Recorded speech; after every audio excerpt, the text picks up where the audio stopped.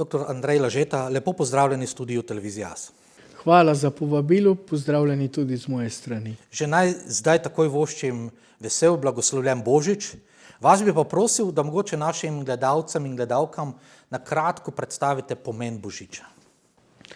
Ja, pomen Božiča je gotovo učlovečenje Božjega Sina, Jezusa Kristusa.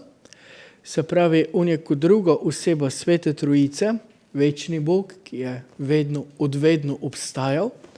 Si je pa ob dopolnitvi časov v Devici Mariji prevzel človeško telo in se učlovečil. Tako da je Jezus Kristus pravi Bog in pravi človek. To je osnovni pomen Božiča, torej to dokončno razodetje Boga v zgodovini časa, ki pa ima seveda za nas najbolj blagodejno posledico, ki je v našem odrešenju. Jaz kot majhen sem se že navadil, da slabo sprejemam zavrnitev mojih odgovorov. Namreč kot učenec sem ponavadi pravilno odgovarjal na vprašanja učiteljev, pa tudi katehetov. Se pa se dobro spomnim, da pri verouku je bilo vprašanje, kateri je največji krščanski praznik. In seveda kot otrok sem takoj rekel Božič. Potem pa tisto moje razočaranje, ne, napačno si rekel, to je velika noč. Zakaj Božič vseeno ni največji krščanski praznik? Odrešenje človeškega rodu se je seveda zgodilo na veliko noč, ko je Jezus Kristus premagal smrt z vstajenjem od mrtvih. To je gotovo eden največjih, če ne največji čudež ob sveti Evharistiji, ki se je zgodil. Tako da je to največji dogodek, ki se praznuje kot največji praznik. Gotovo pa je za otroka z vsem, kar je naša tradicija spletla ob Jezusovem rojstvu, najlepše ali pa tudi največje praznovanje božičnega dne. Se pravi, nič ni narobe, če bodo otroci še naprej odgovarjali, da je za njih Božič. Mislim, da ima potem potrebe, predvsem bi temu rekli teologija, neka klasifikacija, medtem ko ljudje oba dneva praznujejo kot zelo sveta dneva njihovega odrešenja, se vsakega veselijo na svoj način in mislim, da preprosta vera niti nima potrebe, da bi postavljala praznika v tekmovanje, kateri je večji, ker vsakega praznujemo po njegovem pomenu. Neverjetna stvar je, da se je Božji sin učlovečil in neverjetna stvar je, da je premagal smrt in nas odrešil. Po moje ni naključje, po moje ni naključje, da je seveda mesto njegovega rojstva Betlehem. To v prevodu pomeni hiša kruha, v arabščini menda hiša mesa, da se celo kruh, meso, kruh, Se pravi, da je kruh, on se pozneje imenoval, jaz sem kruh življenja, da se kruh življenja rodi v hiši kruha, v Betlehemu. Lahko ugotavljamo tu simboliko neko. Ja, seveda je tu velika simbolika, ki jo je potem Jezus dokončno izrisal v 6. poglavju Janezovega evangelija, kjer se predstavi kot živi kruh. Tako da v tem je gotovo neka povezava. Tudi cerkveni učetje so jo videli in so jo razlagali, ker je samega sebe predstavil kot živi kruh za večno življenje. Je pa res tudi, da je bil odrešenik napovedan iz Davidovega rodu, ker kljub temu, da je pravi Bog, je tudi pravi človek. In kot pravi človek je iz Davidovega rodu. In Betlehem je bilo mesto Davidove hiše, Davidovega rodu, tako da je tukaj ogromno aspektov, ki jih odkrivata tako Sveto pismo kot pa teologija o pomenu Jezusovega rojstva v Betlehemu. No, pri rojstvu, da je pravi Bog in pravi človek s pravim telesom, že takoj, Včasih imeli smo kar nekaj herezij, ki so zavračale polnost te dogme, da je bil samo v duhu ali šele z krstom Jordanu. Ja, tega je bilo več. Ja. To je tudi prisotno še v sodobni duhovnosti, ko nekateri ljudje strogo ločujejo duhovno telesnega oziroma telesno duhovnega. Se pravi, ta dualizem krščanstvu ni poznan, ker je človek živo bitje izoblikovano iz zemeljskega prahu, ki ga oživlja duh. Ne? In enako je Bog van vdihnil duha, pravi prva knjiga Svetega pisma. In prav to je torej tudi pri učlovečenju Božjega sina, se pravi, on je ohranil vse Božje in prevzel vse človeško. In k človeškemu bistveno spada naše telo. Nišče od ljudi ne more, niti zanimivo misliti ne moremo brez telesa. Dokler smo na zemlji, potrebujemo telo tudi za vsa svoja dobra dela.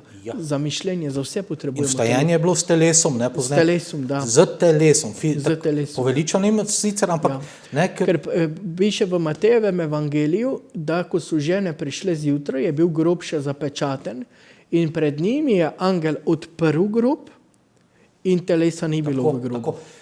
Mene je recimo, ker priznam, da sem teolog, osnove včasih manjkajo, zdaj pri Tomažu Akvinskem se rekel, dejansko človek ni telo, v katerem je duša, da bi to dvoje ločeval, ne? Dejansko gre za enoto, ne smemo niti gledati ločeno duše od telesa. Ja, zdaj, če se ohranimo pri tem aspektu Božiča glede telesa, to je zdaj velika počastitev človeškega telesa strani Boga. Najprej v stvarjenju, da ga Bog izoblikuje, ga ustvari razumno. Mi imamo telo, kot ga potrebujemo. To je po Božji modrosti ustvarjeno, ne? Po Božji podobi.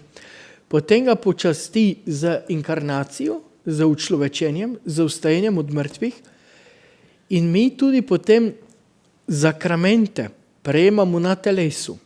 Mi smo bili na svojem telesu krščeni, sveto rešne telo obhajilu, sveto Euharistijo prejemamo z svojim telesom. Mi smo bili birmani, tako da smo bili zaznamovani z krizmo zopet na svojem telesu in večino zakramentu se prejme na telesu. In verujemo tudi, da bo to telo ustalo od mrtvih. Čeprav pa moramo poudariti, da je zadnje čase nekoliko spoštovanje do človeškega telesa upadlo. Predvsem z tem, ko ga neprimerno oblačimo v raznih oblikah, ampak to zdaj ne bova razpravljala, pa tudi ob človeški smrti je človeško telo pomembno. Ni pomembna samo duša, ki je odšla, ampak je tudi telo, ker je telo bilo kot tako zaznamovano z zakramenti. In te pogrebne slovesnosti, ki postopoma odpadajo, se reducirajo, kažejo ravno na to. In da se vrnem k Božiču, da ne bojo rekli, da smo o Božiču govorili o pogrebih pa smrti. Ravno tu se kaže, da se zdi vedno manjši pomen tega, da se je Bog učlovečil v telesu, zato ker je telo kot nepomembno, ali pa je samo tehnično pomembno za neki užitek in dokler je uporabno, je v redu, kot orodje je v redu. Če pa postane bolano ali staro, vidimo razne tokove v svetu, bi ga odpravili z evtanazijo, takšnega telesa več ne potrebujemo, in enako tudi, da se odreka pravica do življenja telesu, ki še ni popolnoma razvito, recimo nerojenemu otroku.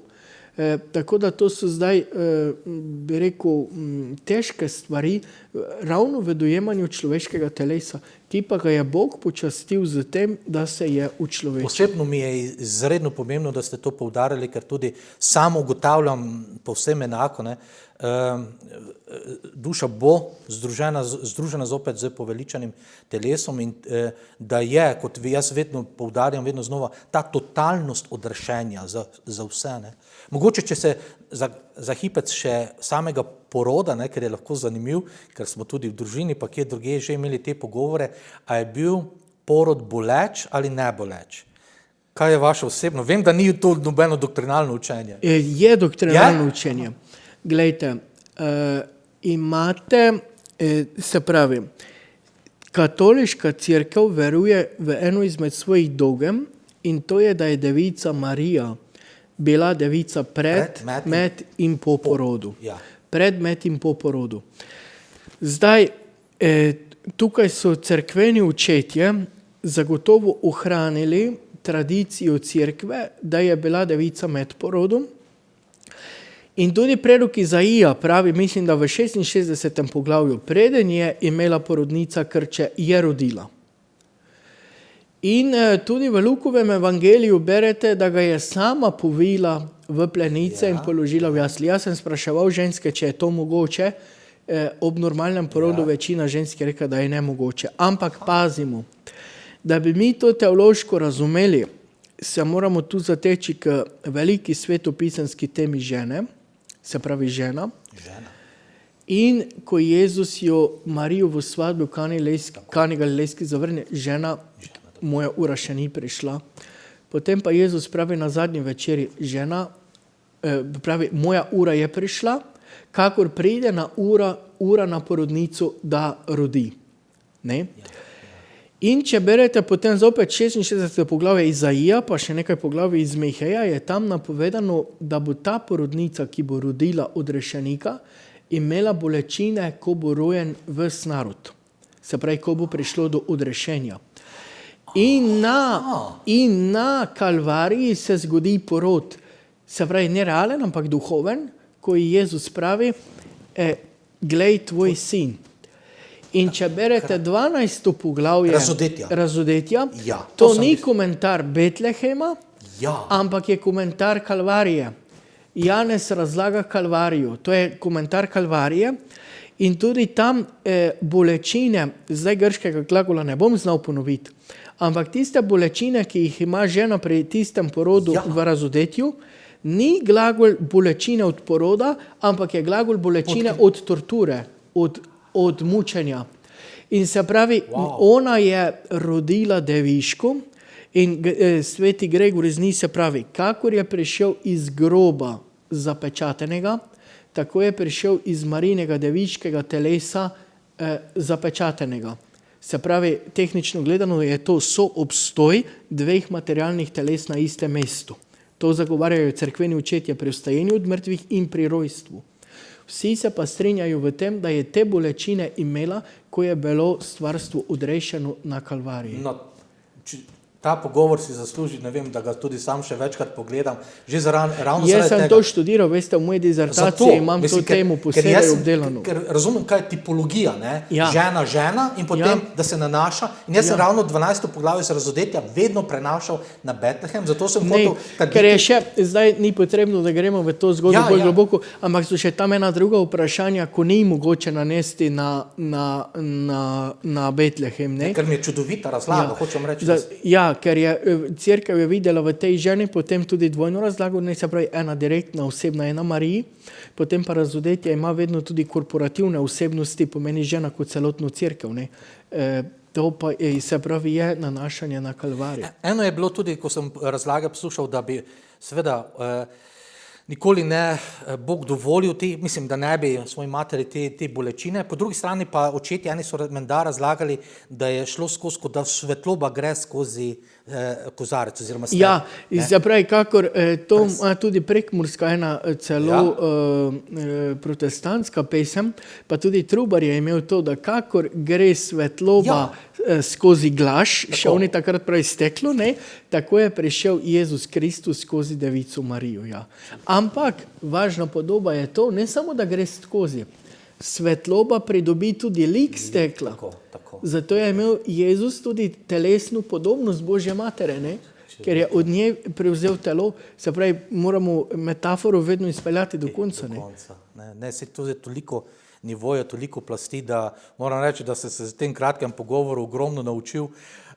Mogoče lahko končava s tem, da je pač Bog se učlovečil, kot je šla svetloba skozi glaška uporabljena. Ja, glejte, to je pa zdaj, pravzaprav jaz bi rekel, Božič je začetek, ker je učlovečenje Boga in ta Bog bo govoril z človeškimi usti, v človeškem jeziku, imel bo človeške geste, zato da bi ga mi lahko prepoznali.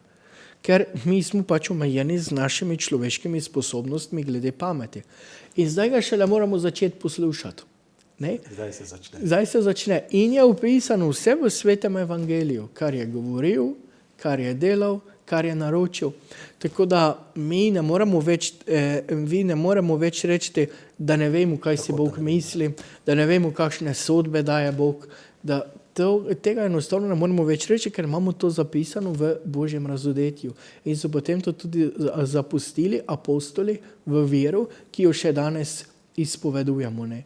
Ker pred par dnevi sem prebral nek komentar na družbenih omrežjih, ja, kadar nič več ne gre, potem se reče, da je rekel neki Bog. Pa sem si mislil, joj, človek Božji, kdo bi pa verjel v takega Boga, kdo bi to verjel, da je neki Bog rekel. Če nemaš nobenega razloga za to, nobenega razumnega razloga, ne, ker dobro moramo paziti. Eno je lahko naš človeški konstrukt glede Boga, ampak to je še vedno naš konstrukt Boga ne ustvari. Drugo pa je sprejem razodetega Boga. Čeprav smo mi sposobni spoznati tudi pravega Boga, ampak če nam Bog to ne bi olajšal z razodetjem, bi mi tavali, kakor piše Jobova knjiga, v deželi smrtne sence, kjer je bil vsi podoben temi. In Božič nas je, hvala Bogu, dokončno razsvetlil. Spoštovani dr. Andrej Lažeta, dotaknili so se delčka misterija inkarnacije in odrešenja. Želim vam blagoslovljen, vesel Božič tudi vsem župljanom in upajmo, da del tega blagoslova pride na celotno Slovenijo. Upajmo, naj Bog da blagoslov, na nas pa je, da ga sprejmemo.